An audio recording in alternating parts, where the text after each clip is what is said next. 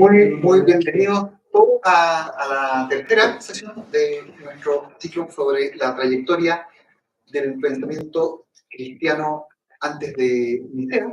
Y en esta sesión tenemos a un invitado muy especial, Xavier Morales, quien realizó primero estudios en el ámbito de la filología clásica y luego dio un giro hacia la teología, donde realizó sus estudios doctorales. Yo no voy a exponerme al ridículo nombrando las instituciones francesas en esa lengua, pero en fin, tras un recorrido por diversas instituciones en su país, está con nosotros desde el año 2018 en la Facultad de Teología de la Pontificia Universidad Católica y uno de los más destacados patrólogos en nuestro continente, no solo en nuestro país. Y el tema de esta sesión es la vida intelectual o el modelo de vida intelectual según Clemente de Alejandría. Estoy improvisando el intelectual cristiano según Clemente de Alejandría. Así que sin más preludio, entonces los dejo con Javier. Muchas gracias, Manfred.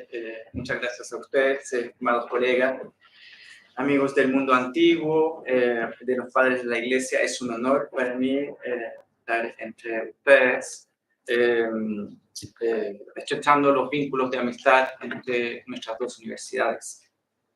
Cuando el profesor Manfred Svensson me contactó para invitarme a contribuir a esta celebración de los 1700 años del Concilio de Nicea, un tema que no es totalmente ajeno a mis investigaciones, me quedé perplejo.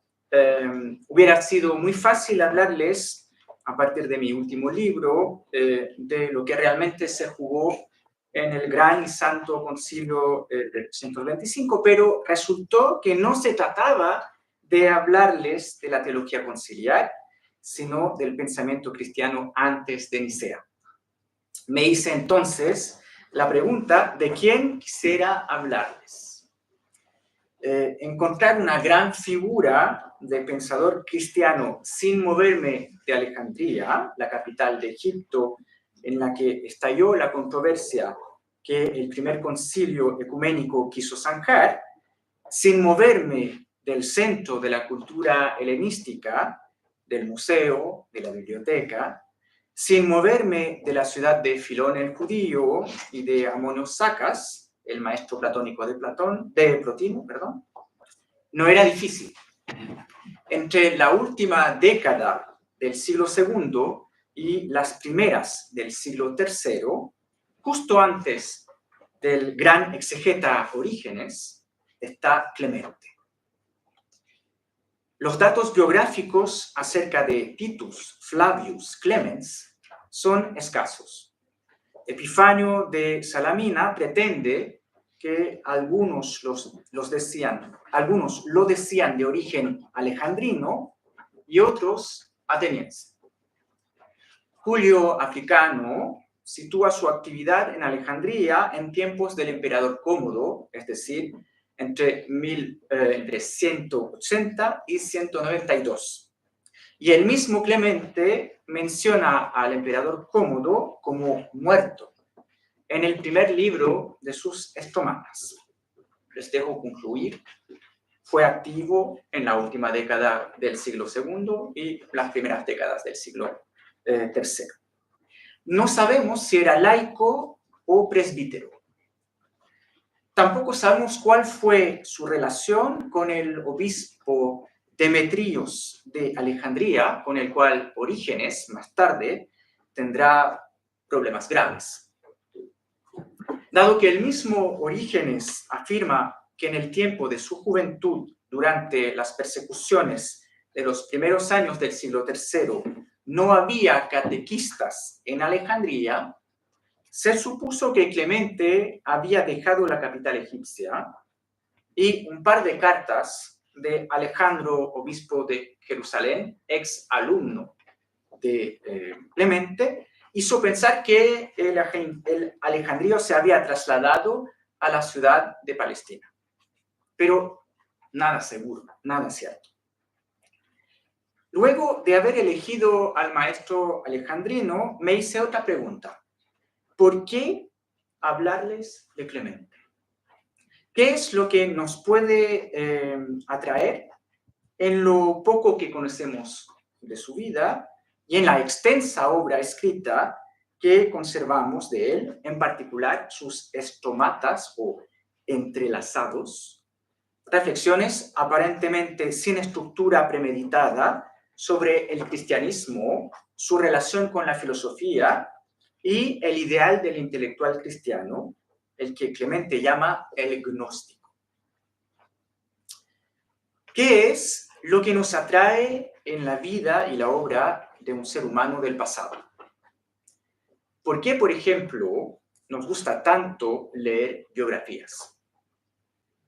Lo que nos atrae es probablemente la oportunidad de imaginar en el espacio protegido de la lectura y del estudio otras maneras de vivir, otras maneras de resolver el enigma de la existencia en medio de condiciones históricas y culturales muy distintas a las nuestras, pero con el mismo instinto vital, la misma búsqueda de la verdad y de la felicidad.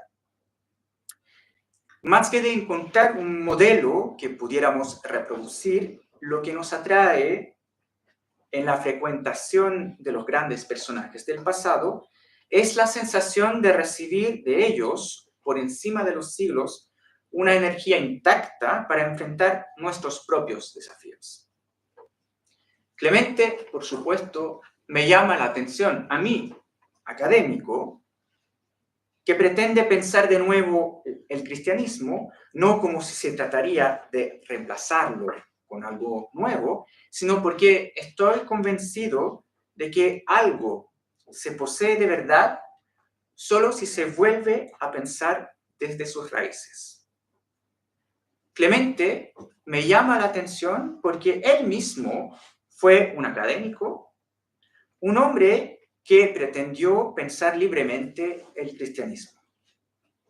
Ciertamente no un libre pensador, pero sí un pensador libre, porque solo un pensamiento libre puede pensar la libertad que nos hace libres. Esta libertad de Clemente es lo que puede atraer nuestra época, tan reacia a todo dogmatismo y cansada de la política eclesiástica, tanto la progresista como la tradicionalista. El mismo hecho de que conozcamos tan poco sobre la vida de Clemente, quien no parece haber intervenido más allá de su círculo de alumnos, nos atrae como nos atrae la humildad misteriosa de Jesús, quien no dejó ni inscripciones oficiales grabadas en la piedra, como los reyes, ni aún obras escritas guardadas en nuestras bibliotecas. El primer aspecto de Clemente que quisiera destacar es que Clemente es un hombre de cultura. Eusebio de Cesarea, describiendo el contenido de los estomatas, llenos de citas e informaciones sobre los griegos, los bárbaros, los herejes, habla del producto de una investigación nutrida y de una cultura polifacética, polymatus paideias. Hago inmediatamente una advertencia. Desde algunas décadas, la Iglesia hizo la bandera del diálogo con la cultura hasta dedicarle un dicasterio romano, no sin cierta ambigüedad entre el proselitismo y el paternalismo. Pretender entrar en diálogo con la cultura como si uno estuviera fuera de ella, o es absurdo, todos estamos sumergidos en una cultura, y más bien deberíamos hablar de diálogo entre las culturas, o bien es paternalista, como si el cristianismo estuviera más allá de las culturas y, por lo tanto, fuera capaz, en el peor de los casos, de juzgarlas y recompensar las que son compatibles con él, o, en el mejor de los casos, de purificarlas y transformarlas en el mismo cristianismo. Clemente mismo no es ajeno a cierto concordismo irénico y proselitista. Al fin y al cabo, el alejandrino heredó de Justino, el primer filósofo cristiano, la idea de que la cultura helenística es cristiana sin saberlo. Esta idea, fundada en un juego de palabras, afirma que el logos de Dios, el que se hizo carne en Jesucristo, es al mismo tiempo el logos presente en el universo y en la mente humana. Cito a Clemente y reconocerán ideas muy parecidas a las de Justino. Absolutamente todos los que, tanto griegos como bárbaros, desearon la verdad, demostraron poseer los unos bastante, los otros una mera parte, si la poseían, del logos de la verdad. De ahí a hablar con Karl Rahner de cristianos anónimos, solo hay un paso. Pero no es este el paso que quiero dar con ustedes.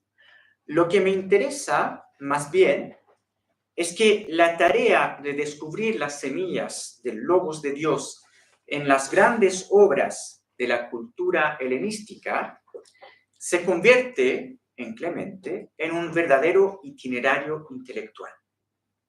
Repasemos este itinerario.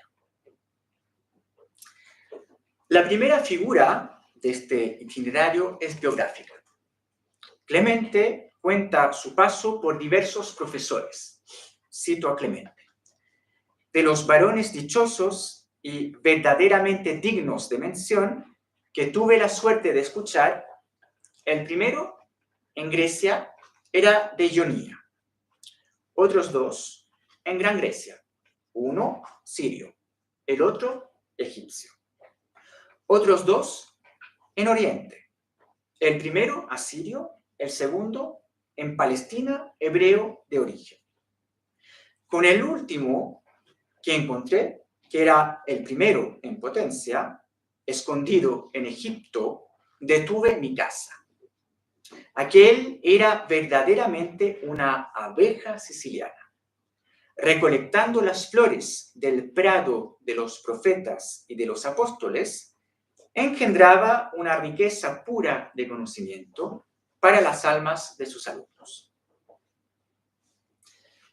¿Se recuerdan el inicio del diálogo de Justino con Trifón? El relato es muy semejante.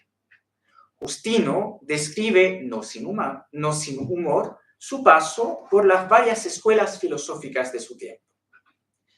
Por cierto, en el caso de Clemente, los 6 varones dichosos del texto que acabo de leer y que tuvo la suerte de escuchar, no representan 6 escuelas filosóficas, puesto que, como le explica inmediatamente el alejandrino, todos mantenían la transmisión verídica de la dichosa enseñanza recibida directamente de los santos apóstoles. Es decir, todos eran cristianos. Pero sus respectivos orígenes geográficos dibujan simbólicamente un itinerario que parte de la tradición griega. La Ionía del primer profesor es la tierra de Homero y de los filósofos presocráticos. El itinerario continúa con la tradición helenística, la Gran Grecia, la que floreció en Antioquía de Siria y Alejandría de Egipto, por ejemplo. Luego nos adentramos en las tradiciones orientales, con el mundo semítico, el de los magos caldeos y de la Biblia hebrea. El último maestro, que podría ser, según los estudiosos, el cristiano alejandrino Pantainos, elogiado unas décadas más tarde por Orígenes, es comparado con una abeja, lo que me permite describir otra figura del itinerario intelectual. La abeja, recolectando el polen entre las variadas flores del prado para producir la miel, sigue un itinerario aparentemente errabundo. Del mismo modo, el intelectual cristiano, que es Clemente, en sus entrelazados, parece pasar de un tema a otro sin seguir un programa premeditado, volviendo varias veces sobre los mismos sujetos o alejándose del punto en cuestión mediante largos excursos, pero su itinerario vagabundo tiene una motivación profundamente pedagógica. Recolectar, primero, es coleccionar. De hecho, la obra de Clemente es para nosotros una colección de citas arrebatadas del olvido, un tesoro para el historiador de la literatura y de la filosofía antiguas. Sin la obra de Clemente, muchos fragmentos de los presocráticos, muchos fragmentos de piezas de teatro perdidas de Sófocles o Eurípides quedarían desconocidas de nosotros. Recolectar significa también tomar lo disperso y juntarlo, manifestando así la unidad profunda de la verdad diseminada en el camino. Recolectar, finalmente, es un trabajo costoso que implica recorrer cada posible fuente de verdad, examinarla con paciencia para descubrir su contenido, guardar en la memoria lo encontrado para poder relacionarlo más tarde con otros descubrimientos. Clemente es pródigo en comparaciones vívidas de esta búsqueda, como por ejemplo la socrática de la cacería. Cito a Clemente. El amante de la caza, con Z, busca, examina, sigue las huellas y lanza sus perros para coger el venado. Del mismo modo, la verdad aparece solo si es buscada con dulzura y obtenida con esfuerzo. Clemente obliga a sus lectores, lo cito, si los hay, a ser amantes del esfuerzo y de la búsqueda, y exige una educación preliminar anterior al descanso en Cristo que ejercite la mente y despierte la inteligencia, engendrando una sagacidad investigativa mediante una filosofía verdadera. Hasta aquí Clemente. El eclecticismo asumido de Clemente, pues, no es un diletantismo proclive a tomar lo primero que se presenta a su alcance. Es un proyecto riguroso de desarrollo intelectual y construcción sistemática. Cito de nuevo a Clemente. No solo es justo el esfuerzo para alimentarse, sino que lo es incluso más el de alcanzar el conocimiento para los que, pasando por el camino estrecho y angosto, que es verdaderamente el camino del Señor, son escoltados hacia la salvación eterna y dichosa. Y es que, explica Clemente, el conocimiento no es connatural a los seres humanos, se adquiere. Al principio, su aprendizaje requiere cuidado, alimentación y crecimiento. Luego, llega a un estado estable gracias a una atención continua. Entonces, una vez alcanzada la perfección de un estado místico, el conocimiento permanece sin nunca decaer gracias al amor. Por lo tanto, toda la obra de Clemente es un itinerario, un desarrollo, un progreso. Su protéptico, cuyo título evoca inmediatamente los discursos de exhortación a inscribirse en un programa de estudio, idealmente el de la filosofía, despide alegóricamente los cantos engañosos de los músicos de la mitología griega para introducir al cántico nuevo, cuyo músico y instrumento es el Logos de Dios. Una vez convertidos al cristianismo, los alumnos de Clemente reciben la enseñanza del libro del pedagogo, corrigiendo su comportamiento y preparándose a recibir la ciencia superior. Este conocimiento último es el que desarrollan los estromatas destinados a formar al que Clemente llama el gnóstico, el ideal del intelectual cristiano. Para llevar a cabo este itinerario progresivo del ser humano hacia el conocimiento perfecto, Clemente se inspira claramente en el programa que Justino, al principio del diálogo con Grifón, atribuye a los maestros pitagóricos. Primero, el estudiante debe ejercitarse en las ciencias llamadas encíclicas, la música, la aritmética, la geometría y la astronomía. Luego, Clemente exige la práctica de la dialéctica, fundamento de la filosofía. Solo entonces el estudiante podrá alcanzar el conocimiento verdadero, la gnosis. Cito a Clemente: las ciencias son colaboradoras de la filosofía y la filosofía, por su parte, contribuye a discernir la verdad. La filosofía de los griegos es un peldaño, dice Clemente, para llegar a la filosofía según Cristo.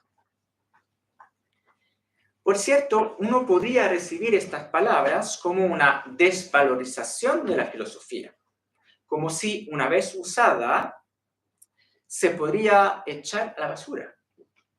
Sin embargo, no es lo que Clemente quiere decir. El dinamismo que él describe a lo largo de su obra es más complejo, del conocimiento a la fe y de la fe al conocimiento. Primero, del conocimiento filosófico a la fe.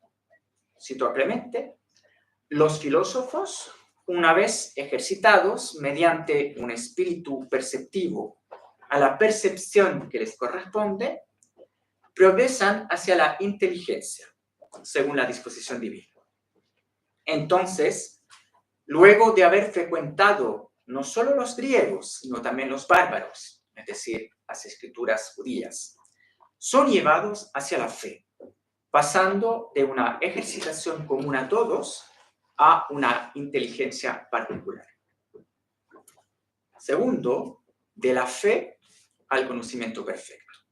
Para Clemente, el conocimiento es el cumplimiento de la fe, porque el gnóstico posee lo que ha creído y detiene el objeto de la promesa. Clemente va hasta decir que el gnóstico vive ya en el futuro.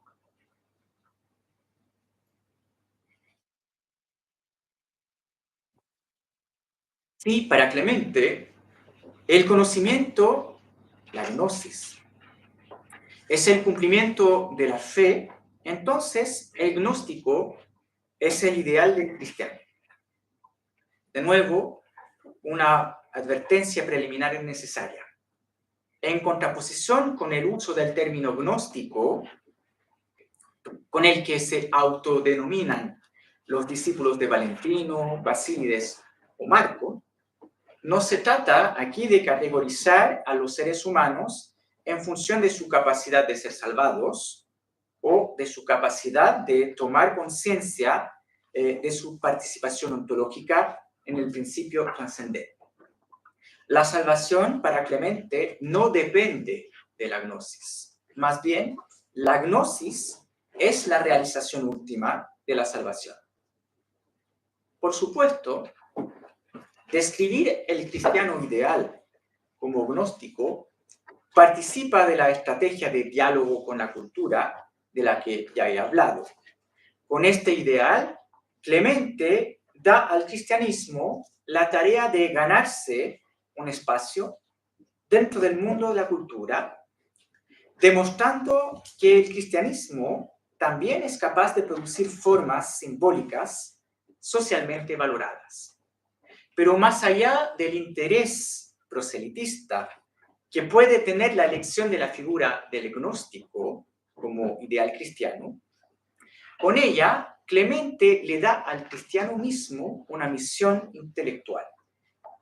Para decirlo de manera sintética, se trata no tanto de defender el cristianismo frente a la cultura ambiente, sino de pensar el cristianismo con las herramientas de la cultura y de pensar la cultura desde la perspectiva de la fe.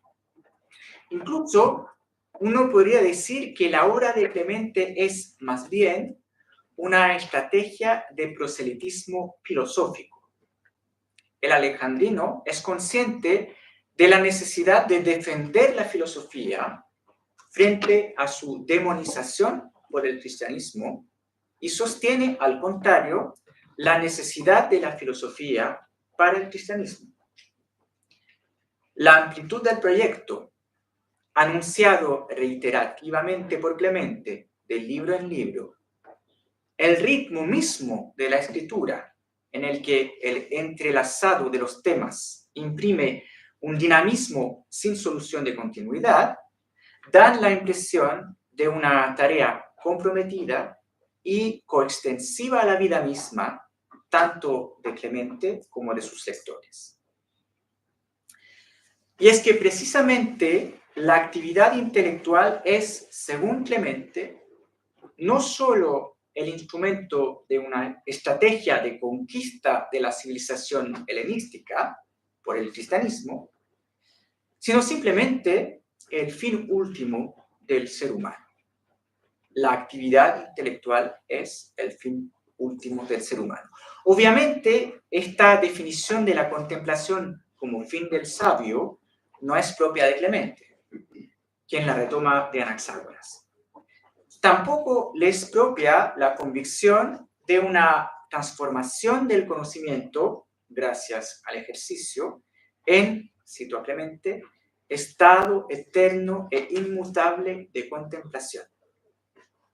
Simplemente, el cumplimiento de la búsqueda filosófica en la contemplación religiosa, característica del medio platonismo de la época, pero falsamente prometido por el medio platonismo, como Justino hizo una amarga experiencia, es finalmente otorgado por la inmensa filantropía de Dios y la mediación de su logos. Cito a Clemente: ¿cuál es la actividad del gnóstico que ha alcanzado la perfección?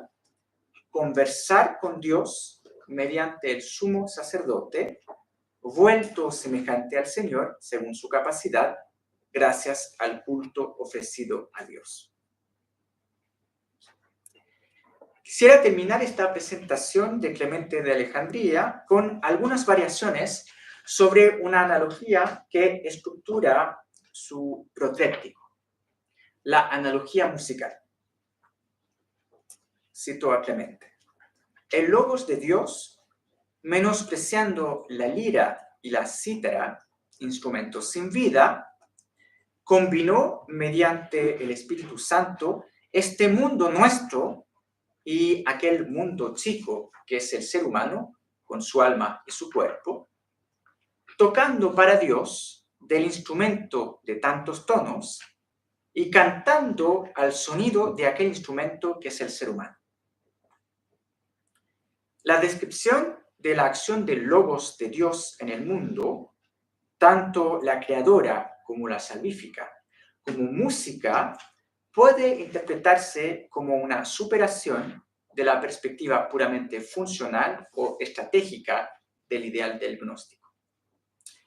Con la creación, el logos de Dios quiso hacer del mundo en general y de cada persona humana en particular un instrumento de música con el que acompañarse para cantar para Dios.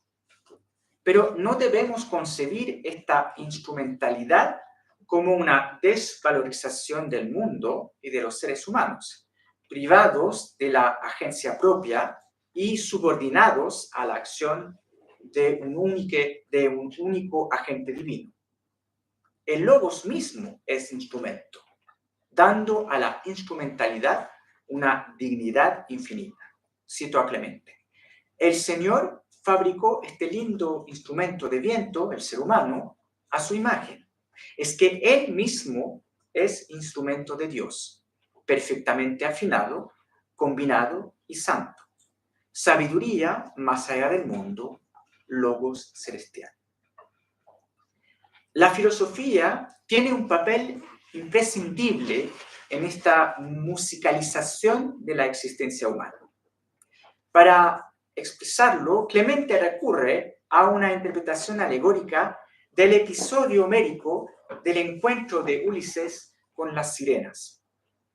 Así como los compañeros de Ulises se taparon los oídos para no escuchar el canto de las sirenas, los creyentes débiles se niegan a aprender las ciencias de los griegos, temerosos de no poder volver a la fe de Cristo. Sin embargo, comenta Clemente, su rechazo de la ciencia amatía les hace acceder al logos, la letra, pero sin el ritmo ni la melodía.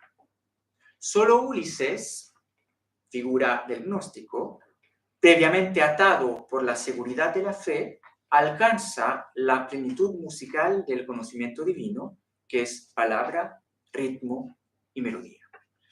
Muchas gracias por su atención.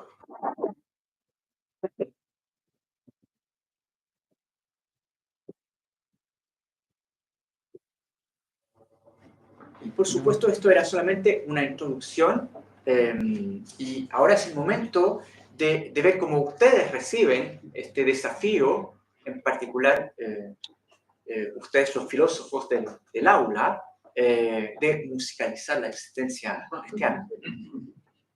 Y tenemos tiempo para preguntas.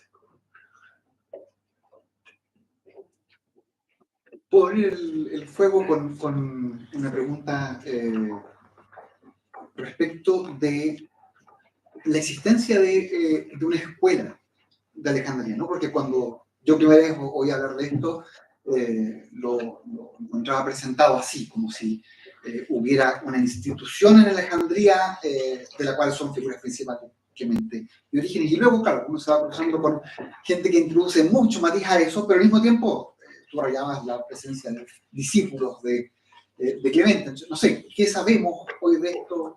Es una cuestión en desarrollo, yo diría. Efectivamente, todos hemos aprendido en los manuales de historia de la Iglesia de que existe una escuela vinculada al obispo de Alejandría, y tenemos una lista de diadocos, de sucesores en la cátedra de director de la escuela.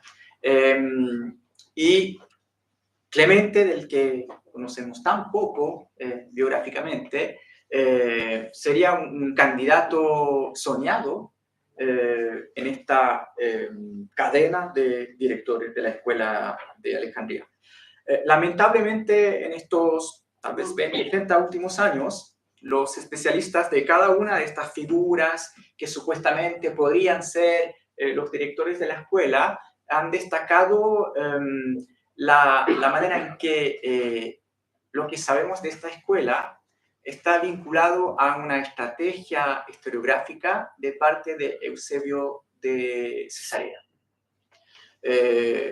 Bueno, todos sabemos que escribir una historia es contar historias. Entonces, es seleccionar el material y combinar, armar una unidad a partir de lo fragmentario de las existencias contingentes humanas. Y pareciera que Eusebio, para construir esta parte de su historia que tiene que ver con la ciudad de Alejandría, quiso describir una corriente, lo que era una corriente o una tradición, como una escuela institucional.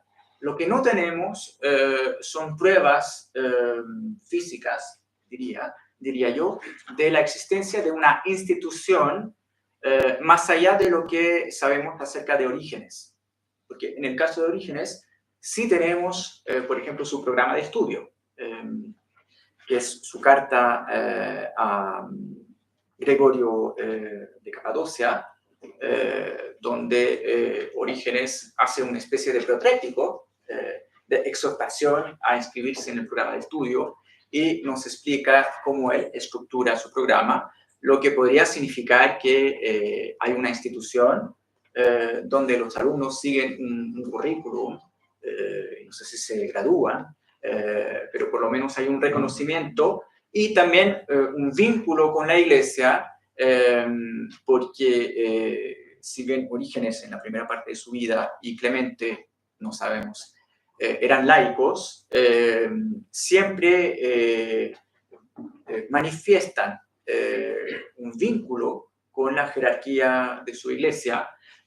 Esto tiene que ver, más que con cuestiones institucionales, con la convicción que tanto Orígenes como Clemente tienen, de que la enseñanza cristiana solo puede desarrollarse dentro del marco de lo que se recibió de parte de los apóstoles.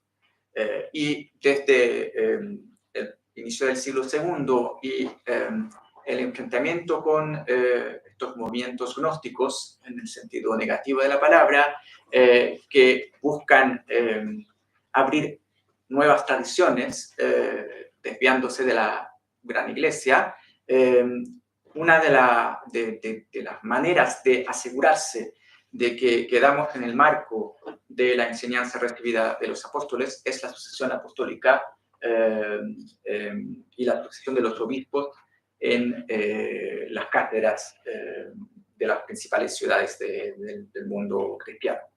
Entonces, todo esto hace que, viendo todos los intereses semánticos detrás de la construcción, de la descripción de la vida intelectual alejandrina bajo el lema escuela, nos hace dudar de su realidad institucional. En el caso de Clemente, repito, las informaciones directas que tenemos sobre su vida son tan pocas que es casi imposible determinar si estuvo vinculado a una institución reconocida por un obispo, etcétera, etcétera.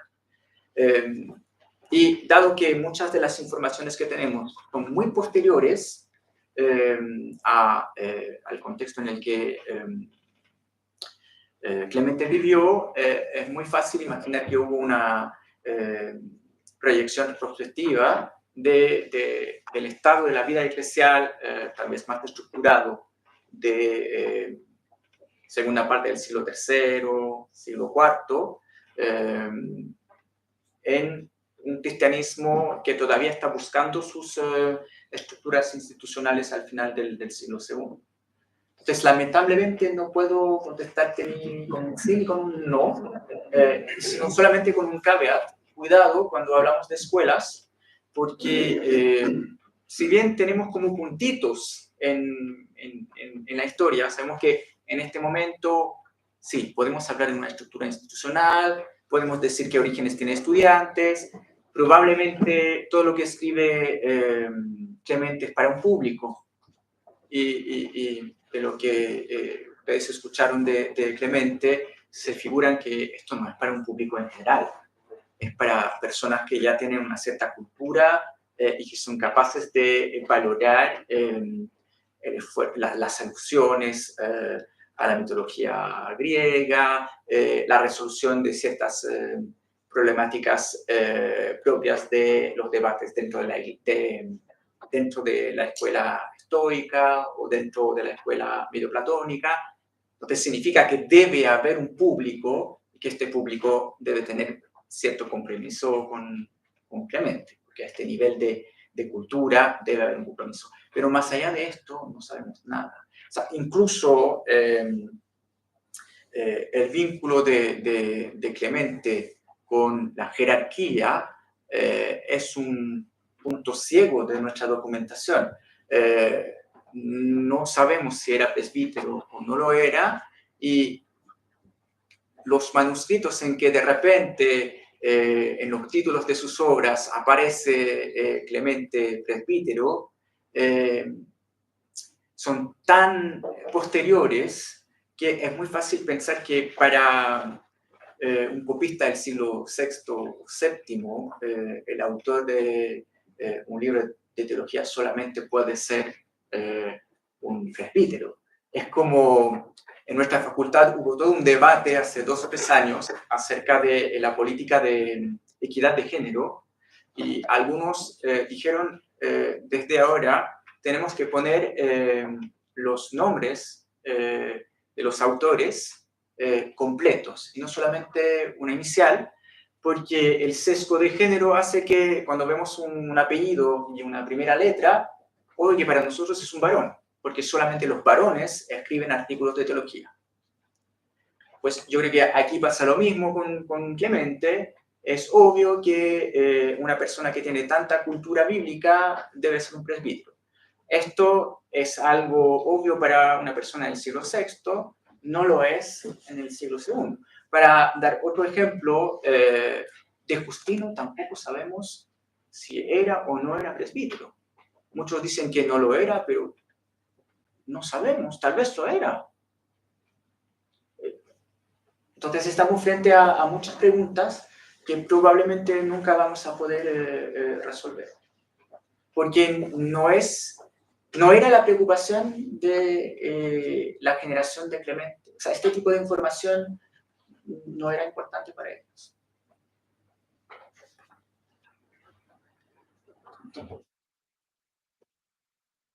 Muchas gracias. Una pregunta de comprensión de Clemente, con mi poco conocimiento de Justino. Por lo que entendí en la última conferencia que hice sobre Justino, Sí. La filosofía es un camino propedéutico, pero no es necesario. O sea, no es la única manera de llegar a la salvación por la filosofía, sino que es un camino posible. Sí. Tampoco pareciera que en Justino la filosofía hiciera que el tipo de fe es una fe más sólida, para en términos acá de que la lleva a su cumplimiento. ¿Ya? Pero acá, por lo que entiendo en Clemente, la filosofía es más que un camino, y sí, por el ejemplo también de Ulises y la sirena, daría cuenta, no me queda claro si daría cuenta por la capacidad daría cuenta de que hay una fe más sólida, o porque hay filosofía, la fe se vuelve más sólida. Ahora, daría cuenta que si soy capaz de afrontar a los contrincantes intelectuales, doy cuenta de una fe más sólida, o la filosofía misma vuelve a ser más sólida. Eso, ¿cómo hay un cambio ahí de Justino a Clemente significativo o no es tan así? Sí, efectivamente. Bueno, los que escucharon la conferencia sobre Justino, yo creo que se dieron cuenta inmediatamente del aire de familia, ¿no? Es obvio, en los dos casos tenemos a personas que están diciendo que si bien uno no es hebreo o judío, para llegar al cristianismo tiene otro camino, el de los griegos. Y por eso Clemente muchas veces habla de los griegos y los bárbaros. Es decir, el camino de la filosofía y el camino de la escritura judía. Pero estos caminos, Clemente nunca lo dice de manera explícita, pero no son alternativas. No es que hay pobres griegos, no tuvieron las escrituras, entonces Dios les dio la consolación de la filosofía. En el caso de Clemente, pareciera que al contrario, el momento filosófico es necesario para la construcción, para la educación del cristiano. Y esto genera efectivamente problemas, o sea, para decirlo con una palabra explícita, de elitismo. En el caso de Clemente, tenemos efectivamente pasajes en los que tenemos, de un lado, hoy blessed, la mayoría de los cristianos, los simples, los que leen la escritura de manera superficial, los que no buscan, los que no investigan, y del otro lado, este ideal de el gnóstico en singular, como una persona insólita, rara, como unos pocos. Y efectivamente, una de las acusaciones que se va a hacer a Orígenes, que viene justo después de Clemente, es el uso, en el caso de Orígenes es mucho más explícito, el uso de categorías tomadas de Pablo a partir de las analogías alimenticias entre los que solo pueden tomar leche, que son la mayoría.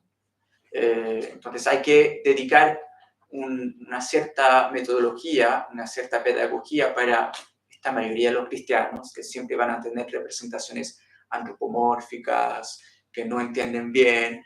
Luego, los avanzados, que comen legumbres y verduras. Y finalmente, los que sí pueden tomar carne, que serían los perfectos. En el caso de Orígenes, Orígenes es mucho más bíblico, y entonces se retoma estas categorías de Pablo, lo que hace que al final esta tercera categoría, en vez de hablar simplemente del gnóstico, habla de los perfectos. Pero esta tendencia ya está dentro de la obra de Clemente. En varios pasajes, Clemente usa esta analogía del crecimiento del ser humano, desde la infancia hasta la madurez, y finalmente el hombre perfecto, lo que en griego es un juego de palabras, porque el hombre perfecto es el hombre adulto, el que terminó su crecimiento. Teleios en griego es adulto, maduro, que terminó su crecimiento, pero obviamente también es el perfecto, el que llegó a la cumbre de su itinerario intelectual.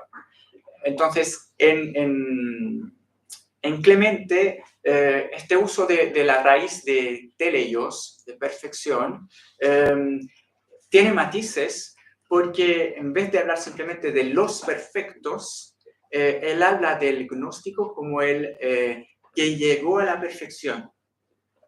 Y yo creo que ahí es donde Clemente se salva de un miletismo puro, es su insistencia en el desarrollo, en el progreso, en el hecho de que este gnóstico es un ideal, tal vez no existe, pero necesitamos un ideal para dibujar un itinerario dinámico en el que todos estamos en algún punto.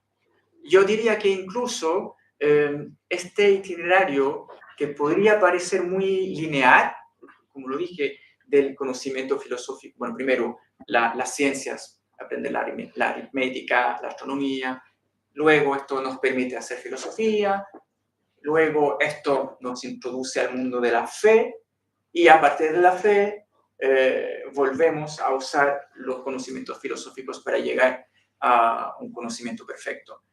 Pero yo creo que, si bien por razones pedagógicas Clemente lo presenta de una manera lineal, también lo podemos interpretar como una especie de espiral, donde conocimiento y fe van interactuando a lo largo del itinerario. Clemente no estaría en contra de esta interpretación de su propia obra. Es verdad que tenemos este peligro de un elitismo, pero la gracia de Clemente es su capacidad de considerar a cada uno en su etapa propia. Un ejemplo es la redacción del pedagogo.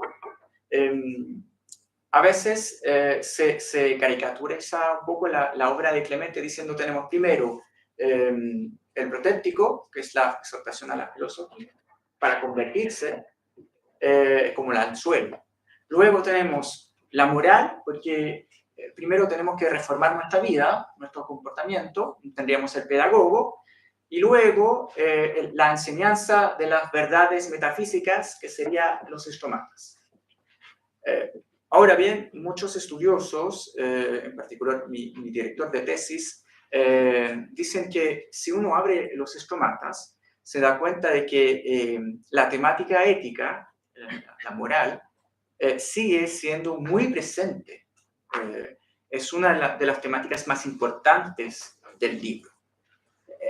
además es un poco curioso porque el mismo Clemente dice la gran diferencia entre la filosofía de los griegos y la nuestra es que el tema de la filosofía de los griegos es la virtud, la excelencia moral, mientras que la nuestra es la verdad. Pero cuando uno lee los estomatas, se da cuenta de que la preocupación central sigue siendo las virtudes, el comportamiento. Entonces, retrospectivamente, no podemos ver el pedagogo como un peldaño inferior en un itinerario intelectual. Y de hecho, el mismo pedagogo no es un libro tan fácil de leer.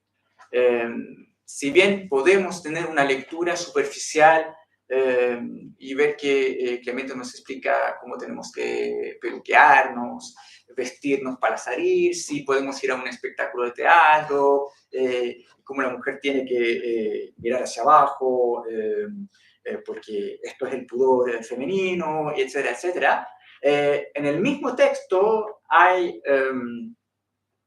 como chispas o claves para llegar a una segunda lectura y un contenido más profundo.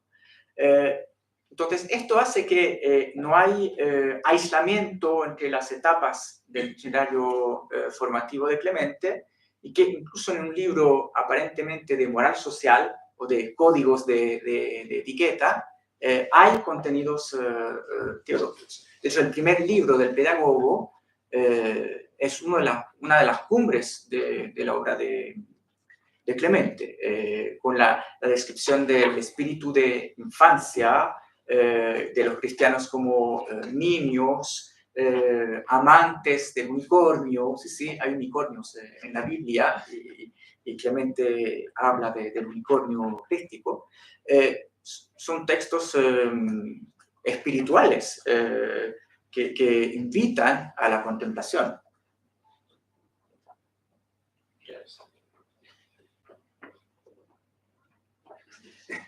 Javier, gracias por la conferencia. Dos preguntas. Una, yo estoy un poco sirviendo más en el ámbito de la formación de laicos adultos que no vienen de un entorno especializado. Entonces, a la luz de lo que hablamos, venía la pregunta. Clemente es un autor para proponer a un cristiano con deseo de conocer, de profundizar, pero no necesariamente con un background, digamos, filosófico, teológico. Y en el caso, la respuesta sea afirmativa, ¿cómo plantear un itinerario? Porque no hemos problematizado que de pronto verlo como el protéctico, el pedagogo y el estrómata es simple, ¿no? Entonces, ¿cómo sería un camino práctico de introducir sistemáticamente o de otras maneras? Me quedan un poco esas preguntas. Tal vez tomamos de inmediato la otra pregunta para luego responder. Bueno, muchas gracias. Primero, me gustó mucho la charla. Yo quería preguntar, la última imagen que utilizó, la de Homero atado al asta del barco, me sugiere también, no sé si es lo que Clemente pensaba, solamente me sugiere, a mí es la idea, que hay un peligro en filosofar sin tener fe. Porque, claro, él dice que para el cristiano filosofar es algo seguro porque tiene fe. ¿Qué le diría a él? O no sé si eso tiene también algún objetivo polémico respecto de las filosofías paganas. Sí, buena pregunta. Sí. Empezando con la posibilidad de entregar los libros de Clemente. Bueno, yo diría que no. O sea, la primera pregunta, mi respuesta sería no. Porque Clemente parte de la cultura de su tiempo. Te voy a dar un ejemplo. Si uno sigue el famoso itinerario en 3 peldaños, uno debería empezar con la lectura del protréptico. No lo sugiero, no lo aconsejo, porque las primeras páginas son una sobreabundancia de referencias, citas, fragmentos de la cultura antigua que hace que uno tiene que estar con su diccionario de mitología. Entonces, yo creo que para el lector de la época de Clemente, esto era una experiencia, era toda una experiencia encontrarte con las referencias de su mundo en un libro de un cristiano. Recuerden lo que dice Jerónimo y tantos otros padres de la iglesia que vienen de la cultura antigua, que cuando abren la Biblia dicen, ¡ay! ¡qué asco! El estilo es pésimo, Dios está representado de manera antropomórfica, tiene pasiones. ¿Cómo voy a leer esto? Esto no es serio. Entonces, encontrarse en un libro cristiano con todas estas referencias a los grandes clásicos y a los filósofos helenísticos, obviamente es una sorpresa para el lector que dice, esto va por el camino serio. Es un ambiente familiar.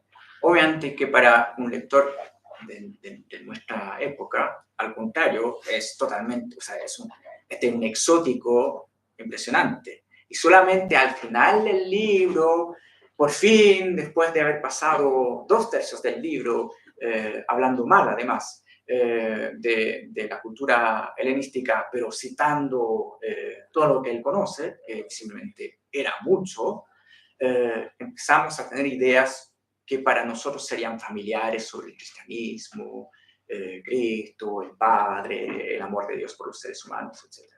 Entonces, no podríamos seguir el itinerario de Clemente, y probablemente Clemente no es un autor fácil para nuestros contemporáneos.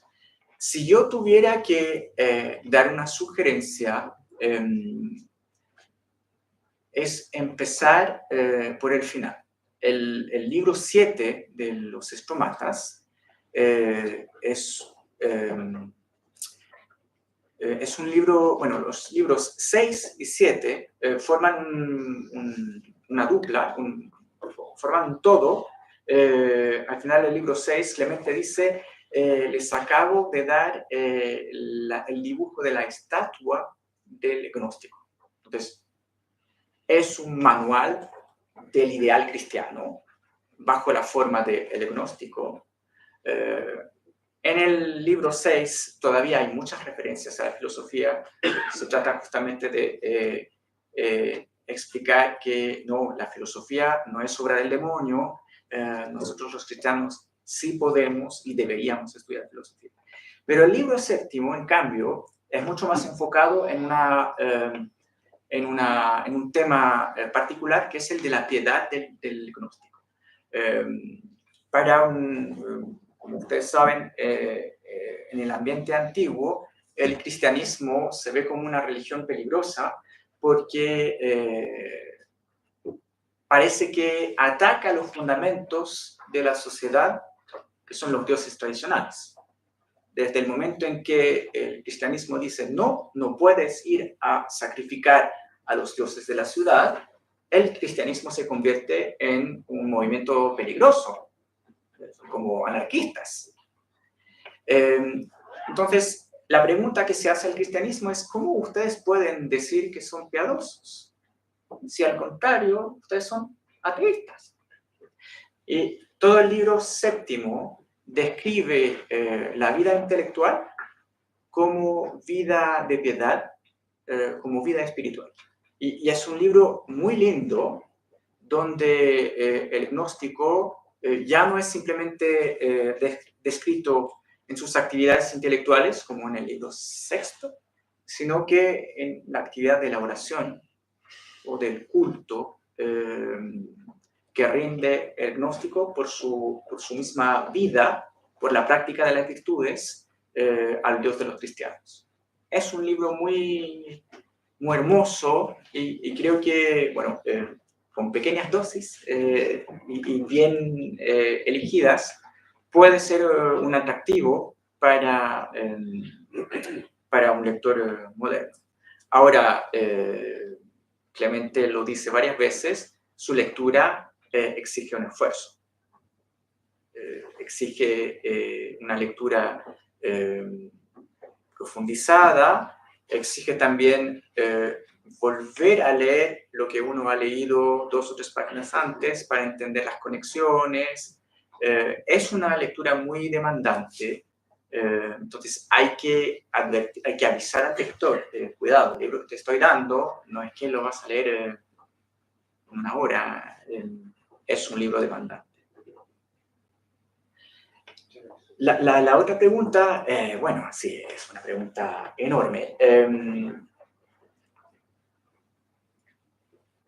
A pesar de todo lo que dije sobre el pensamiento libre de Clemente, tenemos que recordar que los seres humanos de la antigüedad viven en el marco de una sociedad estructurada por sus tradiciones, donde cada uno tiene que mantener su rol, responder a lo que se le espera, etcétera, etcétera. Entonces, sería exagerado ver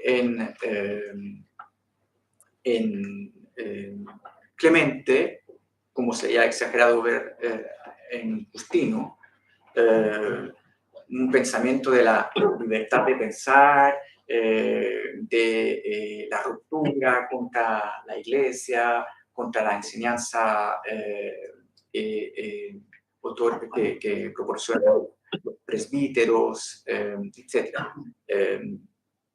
Siempre que Clemente hace un elogio, una alabanza de la filosofía, siempre lo equilibra con el recuerdo de que todo esto se da en el marco de una tradición, que es la tradición de la Iglesia, que nos permite estar seguros de que tenemos contacto con el Logos hecho carne mediante la sucesión de los obispos en cada sede episcopal. Entonces, para volver a la analogía de Ulises, bueno, primero, si ustedes van al texto de Clemente, se van a dar cuenta de que es súper alusivo. O sea, yo en realidad completé bastante la alegoría. Él lo deja muy abierto, no conecta, no interpreta cada elemento del relato de Homero. O sea, nos deja adivinar e interpretar qué sería esto del ritmo y la melodía, por ejemplo. En qué sentido el gnóstico, además de la palabra, escucha el ritmo y la melodía. No lo dice. Pero es verdad que al final del relato habla de esta seguridad de la fe que permite a Ulises escuchar sin temor el canto de las sirenas. Y creo que hay una convicción íntima en Justino y en Clemente, para decirlo de manera anacronística, el carácter sobrenatural del conocimiento de la fe. Para Justino, para Clemente, hay un salto entre la filosofía y el conocimiento que procede de los profetas. En Justino, la figura de la profecía, o sea, el concepto de profecía es muy importante. ¿Por qué los filósofos platónicos que prometen la contemplación de las ideas no llegan a su fin? Es porque los seres humanos no tienen los ojos para ver las ideas. Y si se acuerdan de la manera en que Justino lo resuelve, solamente el don del espíritu profético permite al ser humano ir más allá de este obstáculo de que, ok, me prometiste la contemplación de las ideas, pero no me diste los ojos para verlo. Pues Dios sí da los ojos, o en este caso la palabra, para contemplar la divinidad mediante el espíritu profético. Yo creo que Clemente tendría no tiene un discurso tan explícito, pero en su caso también es interesante ver cómo cuando usa una paráfrasis para hablar de la escritura, de la Biblia, muchas veces están los profetas y los apóstoles. El Antiguo Testamento, para Clemente, tal como para Justino, es una profecía.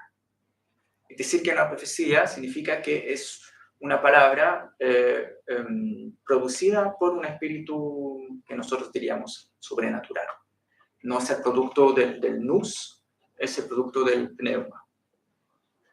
Entonces, no sé si la pregunta del peligro o de la posibilidad de hacer filosofía sin fe es una pregunta que tenga sentido, porque no la está planteando Clemente, porque para él, obviamente, la filosofía sola no llega a su fin. Ahora, yo creo que en el siglo XXI sería muy curioso presentar a la filosofía en nuestro mundo secularizado como una ciencia que pretende contemplar a lo divino. Siempre que estudio el inicio del diálogo con Trifón de Justino con mis estudiantes, les hago ver cómo Justino define la filosofía como no solamente búsqueda de la verdad, sino búsqueda de lo divino. Yo creo que una gran mayoría de nuestros contemporáneos dirían que la filosofía, al contrario, rechaza lo divino, se queda en la tierra. Y entonces estamos en un contexto totalmente distinto al de Clemente, y por eso la pregunta cambia de sentido. Pero en el caso del contexto de Clemente, está claro que la filosofía, que tiene la pretensión de darnos a contemplar lo divino, no cumple, porque no tiene el poder de hacerlo. Y entonces se requiere la iluminación profética para avanzar y cumplir con lo prometido. Pero retrospectivamente uno puede decir que entonces ahí sí la filosofía sirve. Una vez que uno recibe el espíritu de la profecía, entonces puede dar rentabilidad plena a la filosofía. Pero yo creo que intentar actualizar esta manera de resolver el vínculo entre filosofía y fe, partiendo de lo que dice Clemente, sería erróneo. Yo creo que estamos en panoramas culturales tan distintos que nosotros tenemos que plantearnos la pregunta de la filosofía cristiana, de si hay un espacio para la fe en la filosofía, de una manera totalmente distinta. Tenemos que repensarlo desde la raíz. Bueno, es su trabajo. Bueno, en esa nota, entonces, ponemos fin a esto y damos las gracias por esta magnífica. Gracias.